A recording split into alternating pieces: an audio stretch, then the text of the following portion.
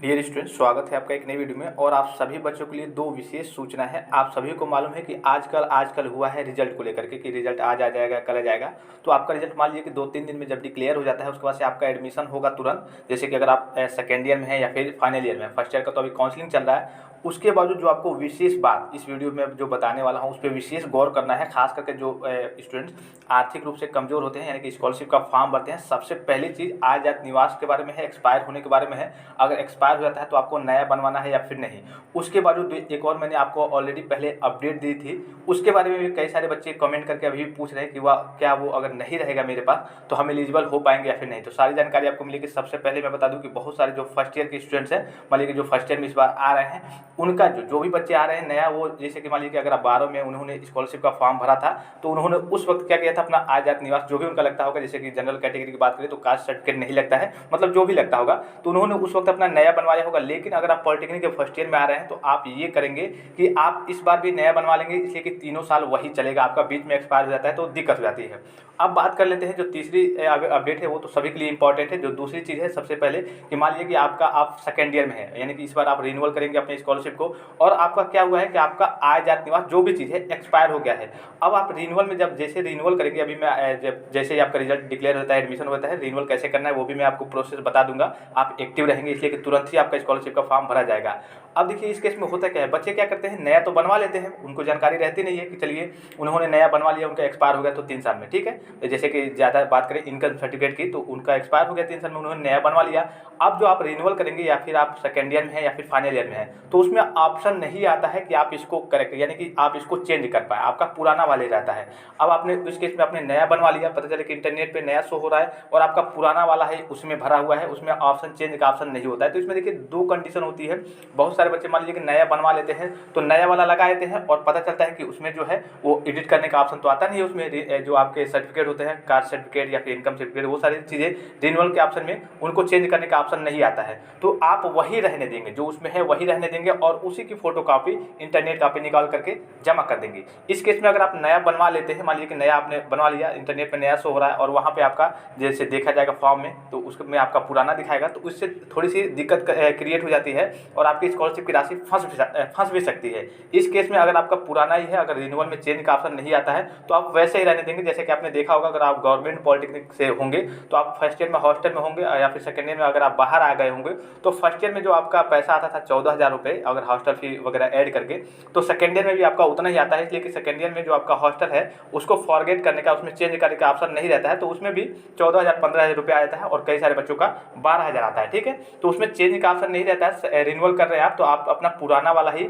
जमा कर देंगे। एक और इसमें केस ओपन हो जाता है, जैसे कि मान लीजिए बहुत सारे बच्चे ये भी कहते हैं कि जैसे कि सर करेक्शन की डेट आती है जब, उसमें हम नया दे सकते हैं, लेकिन जो आपका जेन्युइन सा फॉर्म है उसमें आपका पुराना वाला ही पूरा डाटा है, तो आप पुराना वाला ही रहने देंगे, उसमें कोई दिक्कत नहीं होती। इसलिए कि जब आपने फर्स्ट ईयर में भरा था उस वक्त वो एलिजिबल था, तो सेकेंड ईयर और थर्ड ईयर यानी कि तीनों सीजन में, तीनों थर्ड साल तक, मतलब 3 साल तक आपका वही चलेगा, उसमें कोई दिक्कत की बात नहीं है। भले एक्सपायर हो गया है तो भी कोई दिक्कत की बात नहीं है, आप अपना पुराना वाला ही सबमिट कर सकते हैं। इसलिए कि बहुत सारे बच्चों के इसमें डाउट थे कि मान लीजिए कि रिन्यूअल कर रहे हैं हम, नया बनवा ले, एक्सपायर हो गया है, या फिर पुराना रहने दे, तो आप पुराना वाला ही रहने दे सकते हैं, उसमें कोई दिक्कत नहीं है अगर आप सेकेंड ईयर में है या फिर फाइनल ईयर में है तो। इसलिए कि उसमें एडिट का ऑप्शन आता नहीं है। जब ऑप्शन आता नहीं है एडिट का, तो आप कैसे उसको सही करेंगे सारी चीज़ें, ठीक है।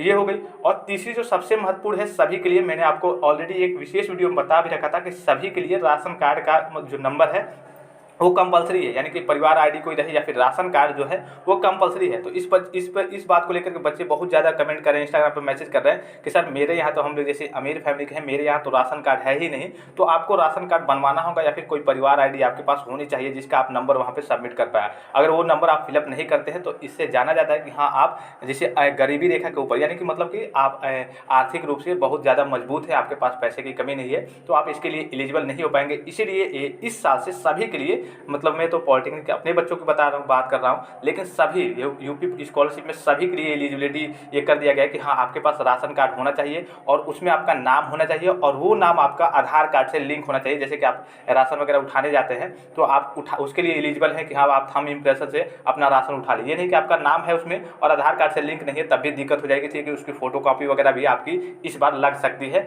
और जो आपका डाटा है स्कॉलरशिप में, उसमें आपका वो जो सेक्शन है एक अलग से ऐड कर दिया गया है कि हाँ आपका राशन कार्ड का नंबर यहाँ पे कंपलसरी है। तो आप जिन भी बच्चों के पास राशन कार्ड नहीं होगा, मान लीजिए कि हो सकता है आपने रिजेक्ट करवा दिया हो इस बार न्यूज आई थी तो, या फिर अगर नहीं होगा आपके पास तो क्या करेंगे, आप उसको बनवा लेंगे अपने जिले से संपर्क करके या फिर अपने कोटेदार से संपर्क करके, कैसे सारे प्रोसीजर है वो सारी चीज़ें बनवा लेंगे। इसलिए को काफ़ी इंपॉर्टेंट है। अगर आपके पास राशन कार्ड नहीं है, राशन कार्ड का नंबर नहीं है आपके घर का, आपके फैमिली का, गार्जियन का, मुखिया का, तो आप इसके लिए इस बार एलिजिबल नहीं हो पाएंगे। और रिजल्ट की बात रही तो 1 दिन 2 दिन 3 दिन कभी भी आपका मतलब कि इसके बारे में देखिए, चिंतित बच्चे बहुत ज़्यादा है। तो इसके लिए कोई ऑफिशियल डेट बीटीपी जारी नहीं करता है और आपकी टेंशन बढ़ती रहती है। मान लीजिए कि हो सके कि कुछ आगे डेट कर दे, या फिर हो सके कि अभी मैं बता रहा हूँ तभी आपका रिजल्ट जारी हो जाए, मतलब कभी भी जारी हो जाता है। इसके बारे में कोई ऑफिशियल और ऑथेंटिक अपडेट बीटीपी नहीं देता है, आपका रिजल्ट वो डायरेक्टली जारी कर देता है।